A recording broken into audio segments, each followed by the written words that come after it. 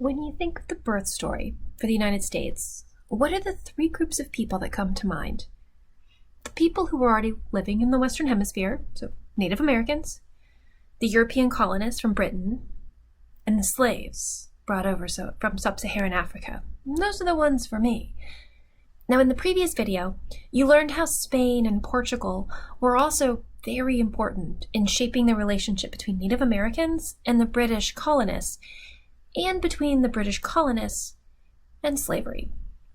So we are experiencing the constitutionally mandated decadal census for 2020 right now. So let's go back to the very first census that was done in 1790 as a window into who was living in the United States and who was counted. Here is the total population of the United States in 1970, the first census. This map shows that most people lived close to the coast, and that save for the area around Charleston, South Carolina, most of the population density was in the northeastern states. But we know that slavery was going on. Let's break these data down into free and enslaved people. Here are two different versions of the same data. On the left, the percentage of people living in each county who were free. They're indicated by shading. The darker the purple, the more people living in that county who were free, i.e. not enslaved. In the eastern half of Virginia and down in South Carolina, there were counties with fewer than 20% of the residents who were free. To see this another way, on the right, counties are shaded by the actual count of enslaved people living in them. The darker the color, the larger the enslaved population.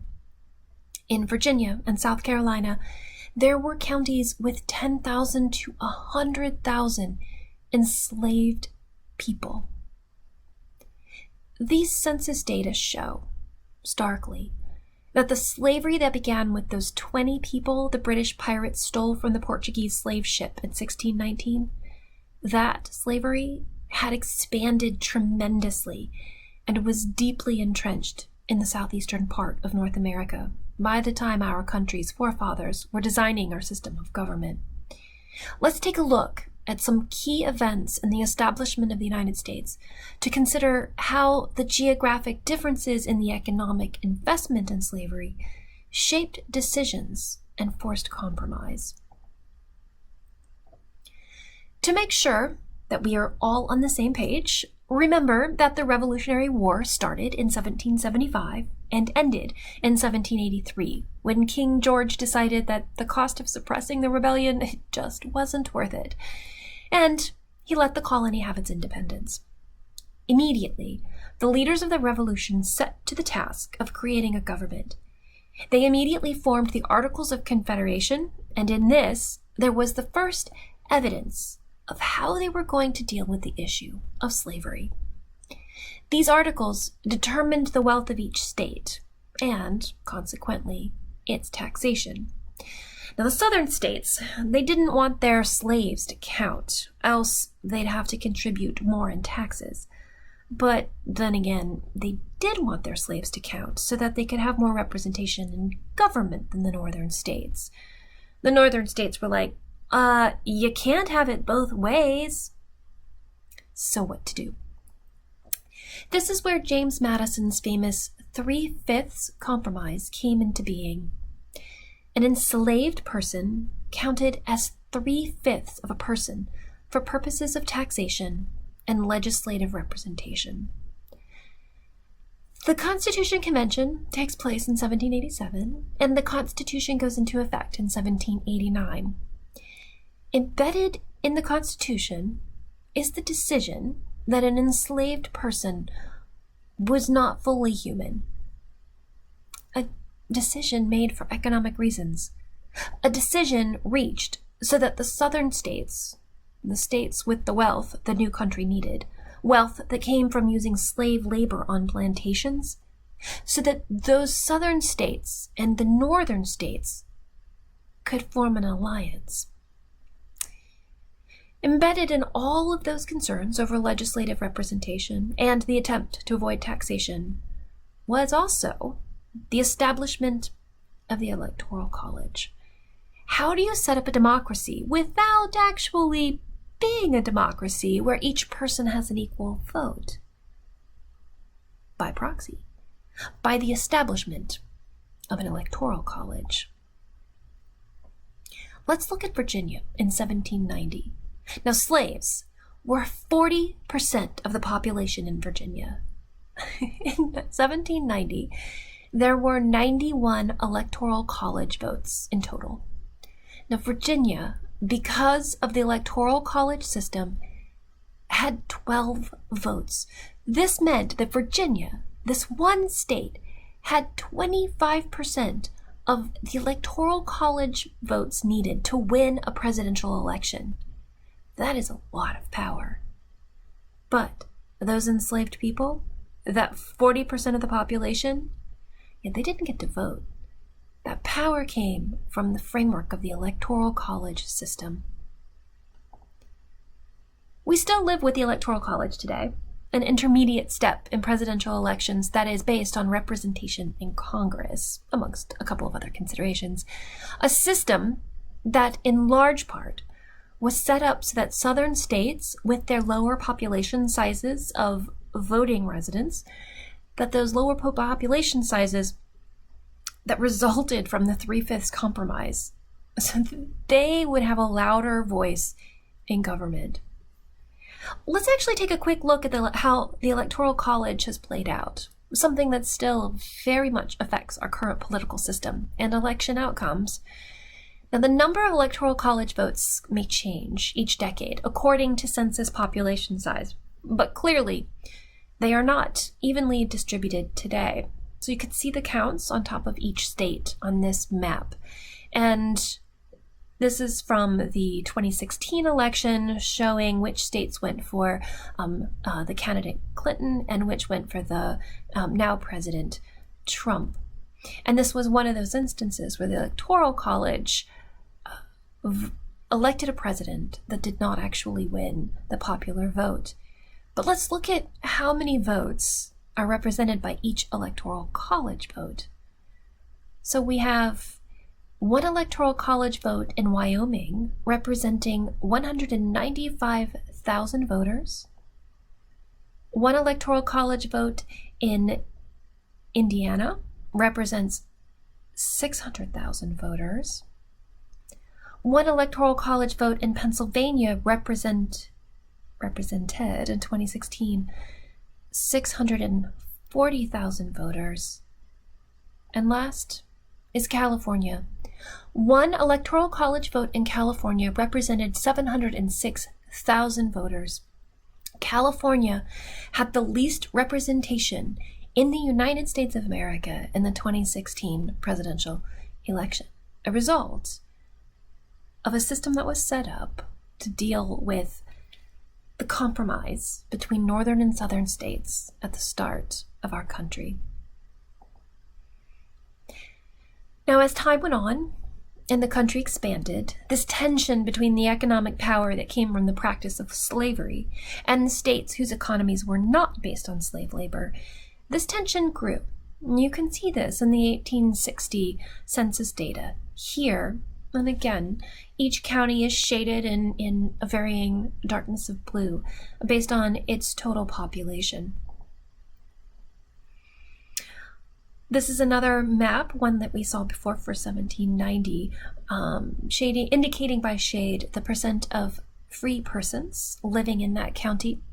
The darker the purple, the larger the percentage of free people living in that in that county.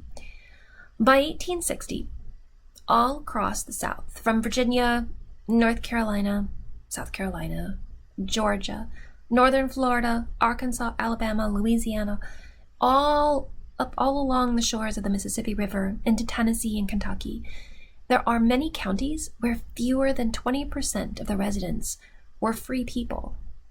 Or rather, to put it another way, there were many counties where more than 80% of the people living in them were enslaved. This map, again, shows the same data, but here are the numbers, the actual count of people, rather than percentages. Counties with 10,000 to 100,000 slaves living in them are the darker the shade, the darker the orange, the red color. Now remember, the Constitution had legally established that enslaved people were not fully people. They did not count as a whole person. This concept, this central to the economic success and of the first century of our country, it was pretty deeply embedded. There are some other political forces at play here, too, that we need to add into our consideration for this module. Now, the Constitution, it was not envisioned to exist amidst political parties, but they formed almost immediately. So George Washington was the only president who did not belong to a political party when he was first elected, but under him, immediately, formed a fundamental disagreement over economics. Should the states be financially intertwined or financially independent? As you can imagine, if you represent the wealthier of those states, you are going to favor financial independence. Now, Thomas Jefferson, he became the leader of the Democratic Republicans, a party that took a strict interpretation of the Constitution and favored strong state rule and an economy based on agriculture. On the other side were the Federalists, and as you can see here, George Washington identified with the Federalists for his second term as president.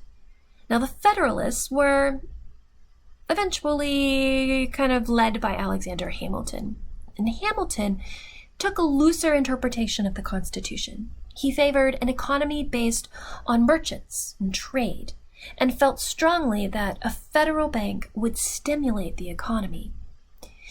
In 1800, Thomas Jefferson ran against Aaron Burr. And it was a tight race. At the time, the person who won the most votes would be president, and the person with the second most votes would be vice president. The Electoral College deadlocked. Alexander Hamilton's political maneuvering led to a decision. Oh, actually, here, let me give you this. So we had John Adams, who was elected after George Washington. So then we have the 1800 election, where Jefferson was running against Aaron Burr. So the Electoral College is deadlocked. And it was Alexander Hamilton's political maneuvering that led to a decision that favored Jefferson, despite their political differences. See, Hamilton, he hated Burr, as you likely know. Now, Jefferson ended up dropping Burr from the ticket in 1804 and getting rid of the policy that first and second place winners take the president and vice presidential positions, respectively. Now, I bring up these politics because then, as now, laws were often enacted with a political aim in mind. So keep in your mind the political fight between the Federalists and the Democratic Republicans in the 1790s and the early 1800s. Okay, 1789, the Constitution goes into effect. Immediately, it was clear that many implied concepts in the Constitution needed to be spelled out more definitively. And so the first 10 amendments were drafted and then passed, also known as the Bill of Rights. But the founders of the country also needed to make it clear who was a citizen of the country and who had the right to vote. Excuse me. They accomplished this with a series of laws called the Alien and Sedition Acts. The 1790 Naturalization Act designated citizenship to free white persons of good moral character. This, of course, left out indentured servants, slaves, American Indians, and Asians. It also stated that your father had to be a resident of the United States. Things got more political after that. Increasingly, there was more and more immigration from Ireland and France, people who tended to be more supportive of the Democratic Republicans. Thomas Jefferson's political party. Now, the Federalists, with John Adams in the presidency, decided to pass the 1795 Naturalization Act, requiring that you also had to be a resident for 5 years. So they increased residency from the 2 outlined in the 1790 Act, increased it to 5. But immigration continued to increase, and Thomas Jefferson was increasing in popularity. So the Federalists managed to pass an update to the Naturalization Act in 1798. And in this one, it increased residency to 14 years. And you had to indicate your desire to be a voting citizen 5 years before you could actually vote. Ooh, the Federalists, they were pushing hard to disenfranchise people who would lean towards supporting the Democratic Republican Party. It ultimately didn't work, though. Thomas Jefferson won, and the Federalist Party was significantly weakened. Well, it also really didn't help their political party when an angry Aaron Burr shot and killed Alexander Hamilton in a duel in 1804, bitter over Hamilton's ultimate support of Jefferson in 1800. But anyway, so Jefferson wins the election. The 3 Naturalization Acts were repealed in 1802. As you can imagine, immediately. In 1807, the right to vote was extended, regardless of economic status, so that it wasn't just limited to property owners, but to white men more generally. Now, I pose to you the question, why did race matter when it came to issues of land ownership, immigration, and slavery? So race. So we're going to get into these questions of biological variation. So we've been through some U.S. history as a backdrop for this question, because I don't want you to forget what was going on at the time that scientists start to dive into the story. So in the next video, let's look at the topic of land ownership.